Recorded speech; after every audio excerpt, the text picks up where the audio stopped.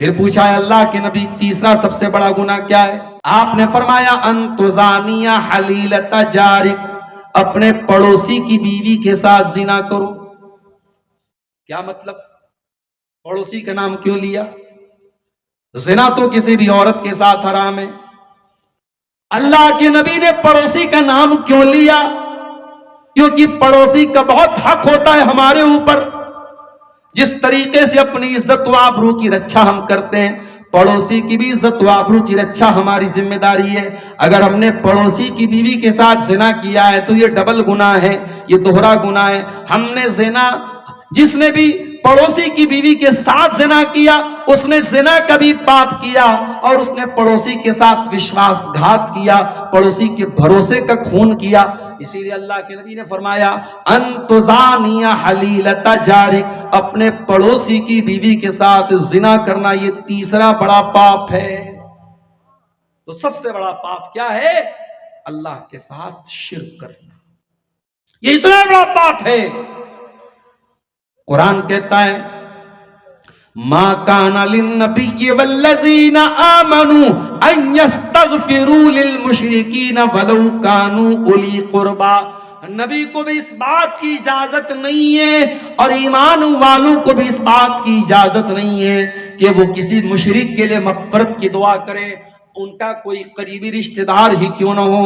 اگر آپ کی ماں کا انتقال شرک کی حالت میں ہو جائے، آپ کے باپ کا انتقال شرک کی حالت میں ہو جائے، آپ کے بیٹے کا انتقال شرک کی حالت میں ہو جائے، جو شرک کی حالت میں مر گیا ہے، باپ ہی کیوں نہ ہو، بیٹا ہی کیوں نہ ہو، بیوی ہی کیوں نہ ہو، اس کے لیے آپ مغفرت کی دعا نہیں کر سکتے، اللہ سے اس کے لیے معافی بھی نہیں مانگ سکتے۔ اللہ کے نبی اپنی ماں کی قبر پر آئے، صحابہ بھی ساتھ میں تھے۔ وہ ماں، جس ماں کو اللہ کے نبی نے 6 سال کی عمر میں کھو دیا تھا، پیدا ہوئے تو باپ نہیں اور 6 سال کی عمر میں ماں بھی چلی گئی۔ میرے نبی اناتھ ہی نہیں، میرے نبی یتیم ہی نہیں، در یتیم تھے۔ میرے نبی سے بڑا یتیم کون ہوگا؟ پیدا ہوئے تو باپ کا سایہ نہیں، 6 سال کی عمر میں ماں چلی گئی، 8 سال کی عمر میں دادا چلے گئے۔ برسوں کے بعد ماں کی یاد آئی، صحابہ کو لے کر کے ماں کی قبر پر پہنچے، ماں کی ممتا کو یاد کیا، اپنا بچپن کا دور یاد کیا۔ اللہ کے نبی کی آنکھوں سے آنسو بہنے لگے، آپ رونے لگے۔ آپ کو دیکھ کر کے صحابہ کرام کی آنکھوں میں بھی آنسو بہنے لگے، صحابہ کرام بھی رونے لگے۔ آپ نے فرمایا استاذنت ربی ان استغفر لأمی فلم یؤذن لی، اے میرے صحابہ، میں نے اللہ تعالیٰ سے اجازت مانگی تھی، میں اپنی ماں کی مغفرت کی دعا کرنا چاہتا ہوں، اللہ نے مجھ کو اجازت نہیں دی۔ پھر میں نے اللہ سے اجازت مانگی کہ میں اپنی ماں کی قبر پہ جانا چاہتا ہوں، تو اللہ نے مجھ کو اجازت دے دی۔ تو تم بھی اپنی ماں کی قبر پہ یا قبرستان پہ جایا کرو، کیونکہ قبرستان جانے سے آخرت کی یاد آتی ہے۔ تو مشرک کے لیے آپ مغفرت کی دعا بھی نہیں کر سکتے۔ حضرت نوح علیہ السلام کا اپنا بیٹا مشرک تھا، کافر تھا، ان کی آنکھوں کے سامنے ڈوب کے مر گیا، اور نوح علیہ السلام کچھ نہیں کر پائے۔ ابراہیم علیہ السلام کا باپ آزر مشرک تھا، وہ اپنے باپ کے لیے کچھ نہیں کر پائے۔ بغاوت پر ہوا مادہ تو ڈوبے نوح کا بیٹا، بغاوت پر ہوا مادہ تو ڈوبے نوح کا بیٹا، یہاں نام و نسب کی برتری سے کچھ نہیں ہوتا۔ میرے نبی کے چچا ابو طالب، وہ بھی شرک کی حالت میں دنیا سے چلے گئے۔ اللہ کے نبی بہت چاہتے تھے میرے چچا ایمان لے آئے، مگر ابو طالب ایمان نہیں لائے۔ ابو طالب کے قصے نے حقیقت کھول کر رکھ دی، نہ ہو آنکھیں تو گھر کی روشنی سے کچھ نہیں ہوتا۔ نبی سے یا ولی سے یا کسی سے کچھ نہیں ہوتا۔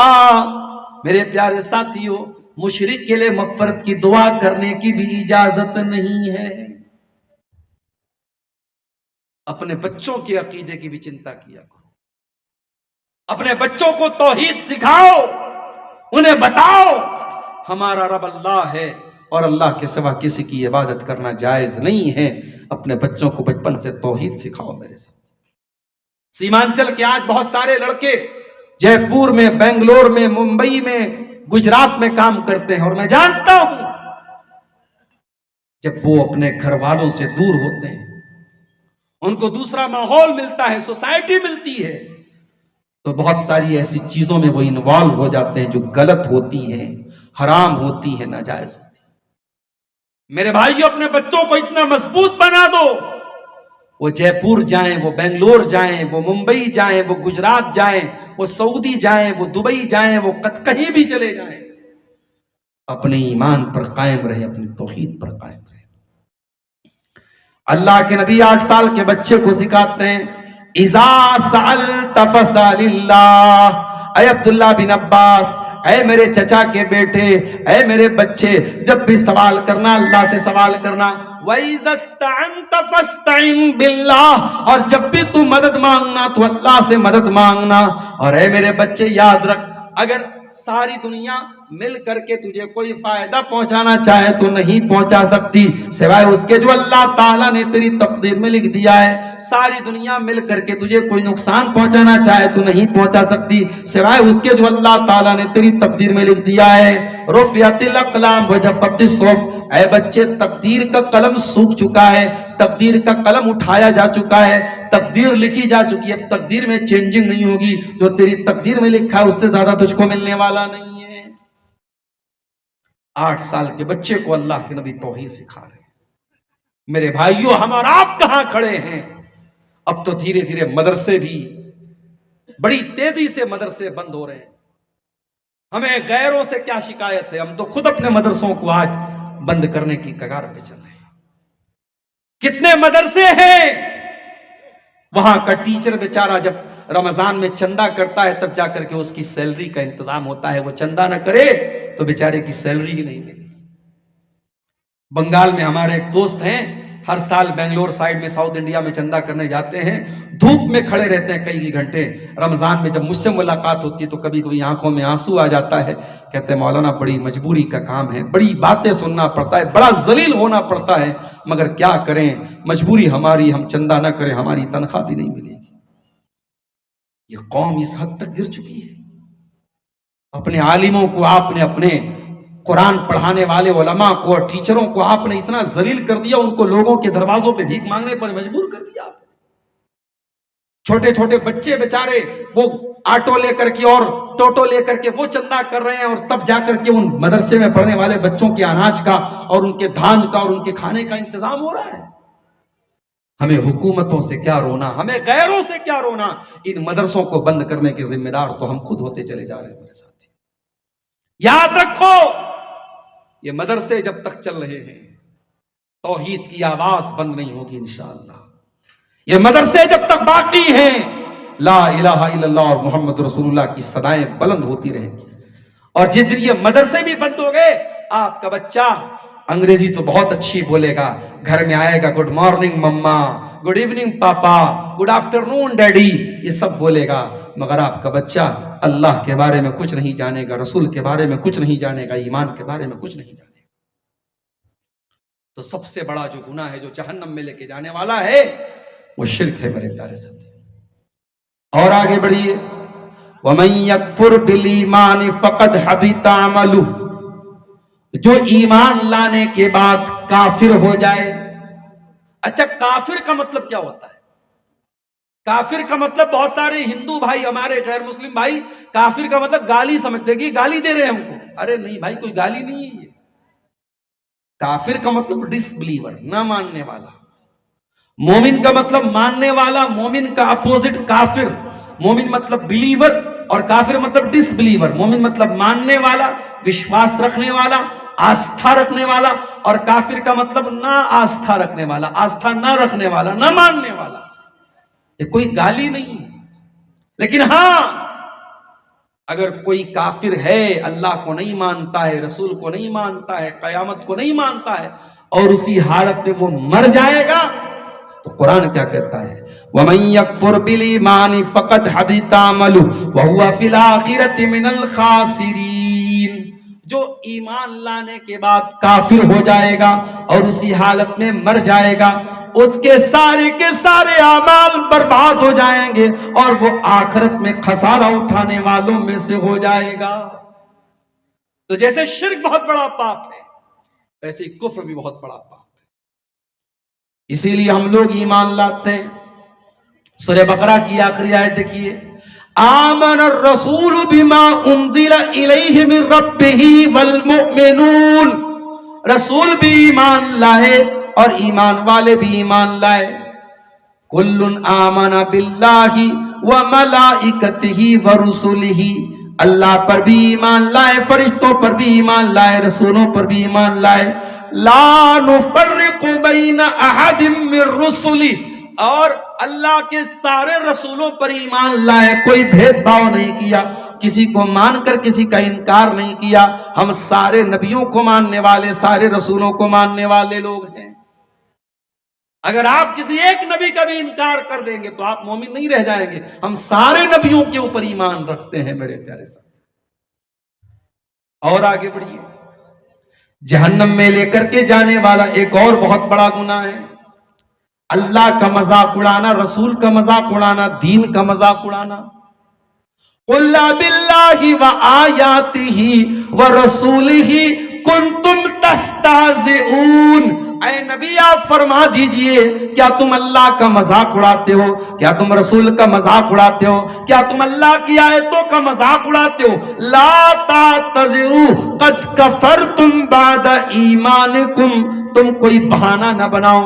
جب تم نے اللہ کا مذاق اڑایا، جب تم نے رسول کا مذاق اڑایا، جب تم نے قیامت کا مذاق اڑایا تو تم کافر ہو گئے، تم ایمان سے نکل گئے۔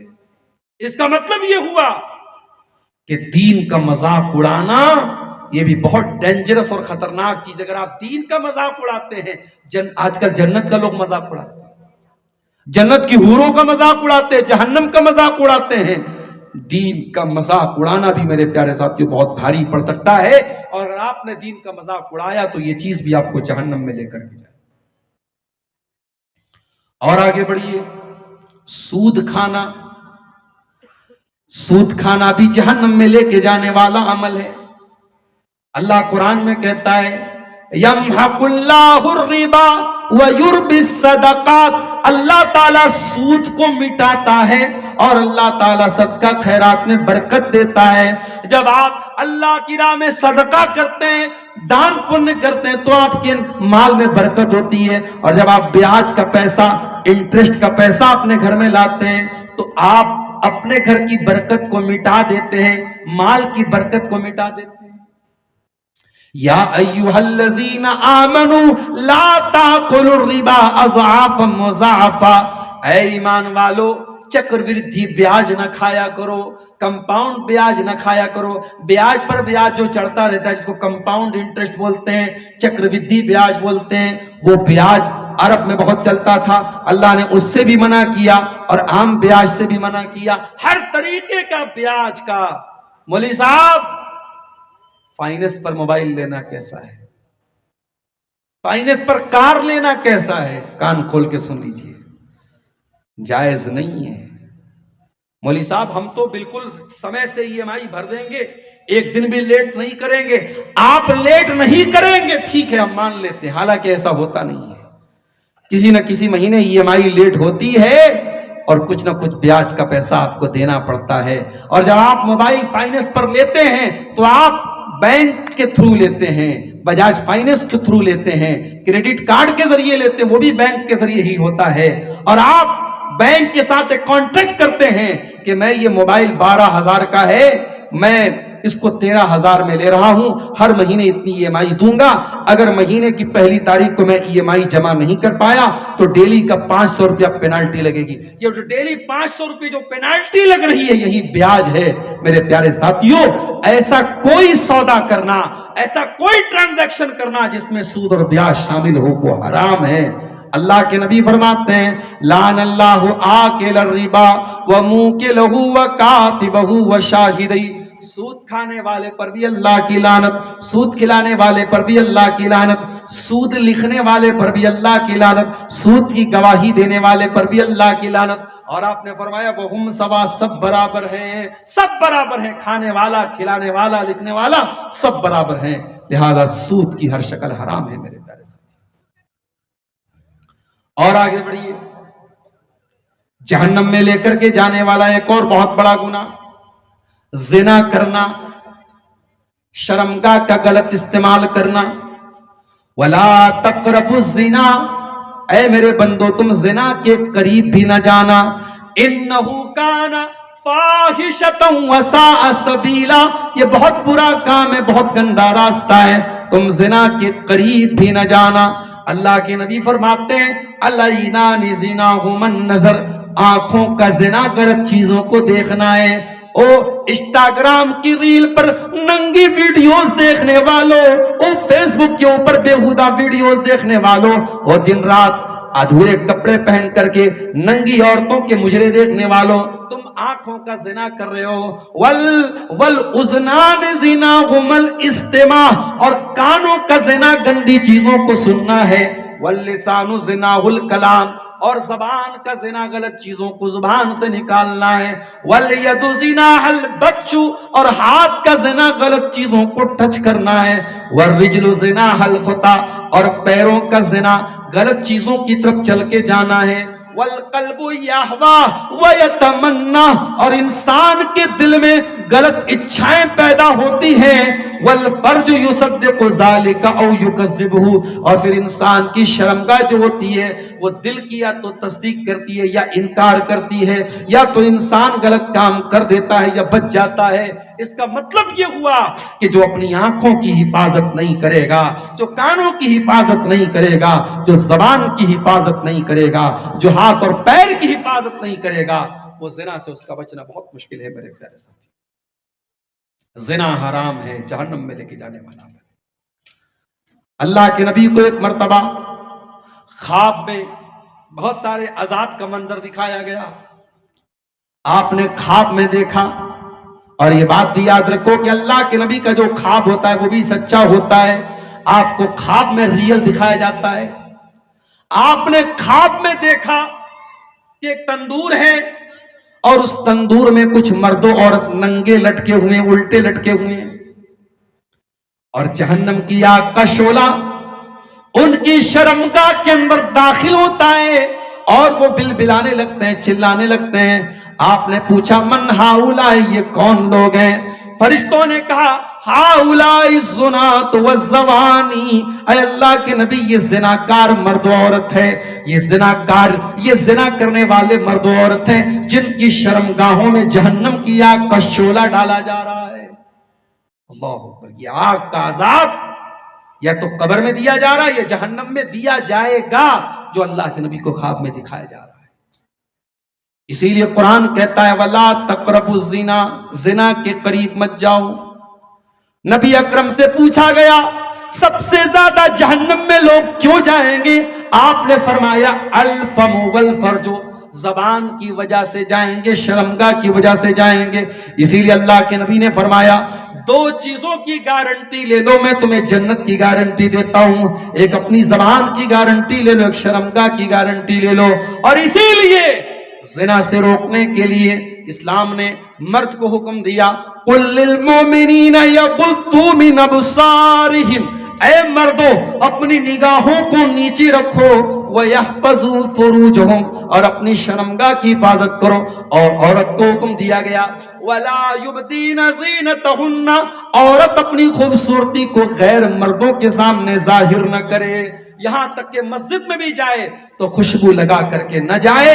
اگر خوشبو لگا کر کے کوئی عورت جاتی ہے، نبی نے فرمایا وہ بدچلن عورت ہے، فاحشہ عورت ہے، زانیہ عورت ہے۔ میرے پیارے ساتھیوں، اسلام نے عورت کو پردے کا حکم دیا، غیر مرد کے ساتھ تنہائی اختیار کرنے سے منع کیا ہے، جیجا کے ساتھ تنہائی اختیار کرنے سے سالی کو منع کیا ہے، دیور اور جیٹ کے ساتھ تنہائی اختیار کرنے سے بھابھی کو منع کیا ہے، خالہ، ماموں اور تایا کے چچا کے لڑکوں کے ساتھ تنہائی اختیار کرنے سے جوان لڑکی کو منع کیا ہے۔ یہ تمام تعلیمات اور شکشائیں اسلام نے اسی زنا سے روکنے کے لیے دی ہے۔ اور آگے بڑھیے، جہنم میں لے کر کے جانے والا ایک اور عمل، یتیم کا مال کھانا۔